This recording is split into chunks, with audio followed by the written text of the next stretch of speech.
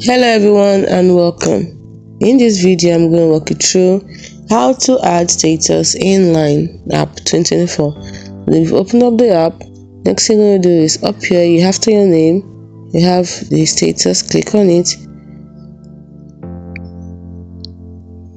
So this is the status, so tapping on it, then tap on edit, then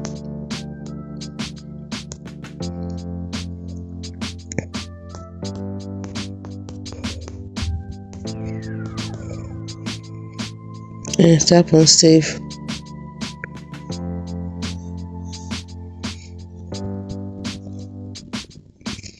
And that's it. It has been changed. Another way to do it is tap on settings at the top right corner, tap on your profile, and then tap on status message, and you can edit it from there.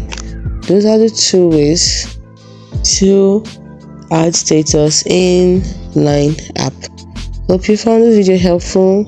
If you did, like and subscribe to this channel for more helpful tips like this which you put up every day. Thanks so much for watching. See you in the next one.